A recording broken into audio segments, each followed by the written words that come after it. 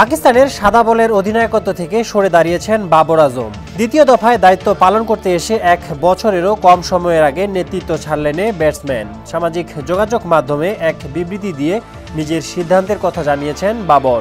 বলেছেন, ব্যাটিংয়ে প্রাধান্য দিতে গিয়েই অধিনায়কত্ব ছাড়ার সিদ্ধান্ত নিয়েছেন তিনি।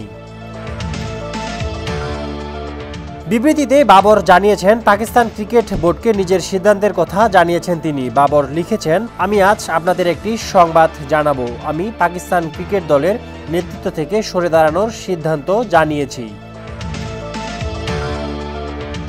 নিজের সরে দাঁড়ানোর ব্যাখ্যায় বাবর লিখেন, দলকে নেতৃত্ব দেওয়ার ছিল দারুণ সম্মানের, কিন্তু এখন সময় হয়েছে আমার সরে দাঁড়ানোর এবং নিজের খেলার প্রতি মনোযোগ দেওয়ার। অধিনায়কত্ব অভিজ্ঞতা দেয়, কিন্তু এটা উল্লেখযোগ্যভাবে কাজের চাপও বাড়ায়। আমি নিজের পারফরমেন্সকে অগ্রাধিকার দিতে চাই, নিজের ব্যাটিংকে উপভোগ করতে চাই এবং পরিবারের সঙ্গে পর্যাপ্ত সময় কাটাতে চাই, যা আমাকে আনন্দ দেবে।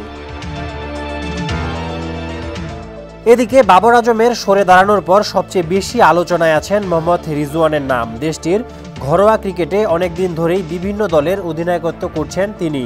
ফর্ম আর পরিস্থিতি বিবেচনায় তাই রিজওয়ানকেই অধিনায়কের পদে এগিয়ে রাখছেন অনেকে। মোহাম্মদ রিজওয়ান যদি অধিনায়ক হিসেবে নিশ্চিত হন, ভবিষ্যতে তাকে 3 ফরম্যাটেই অধিনায়কের জন্য বিবেচনা করা হতে পারে বলে ধারণা করা হচ্ছে। এছাড়া রিজওয়ানের অধিনায়কত্বে অভিজ্ঞতা এবং তার সাম্প্রতিক পারফরমেন্সই তাকে পাকিস্তানের ভবিষ্যৎ নেতৃত্বের একটি গুরুত্বপূর্ণ প্রার্থী হিসেবে তুলে ধরছেন অনেকে।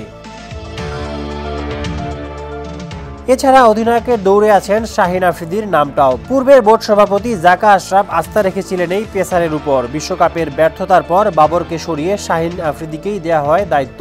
যদিও নিউজিল্যান্ডের বিপক্ষে সফরে পাকিস্তান ছিল পুরোপুরি ব্যর্থ। এছাড়া পাকিস্তান টেস্ট দলেও অধিনায়ক পরিবর্তন নিয়ে আছে গুঞ্জন। তবে সেখানে অবশ্য শান মাসুদের উপর আস্থা আছে লাল বলের ক্রিকেটে পাকিস্তানের কোচ জেসন গিলেম্পির। স্পোর্টস ডেস্ক, সমকাল।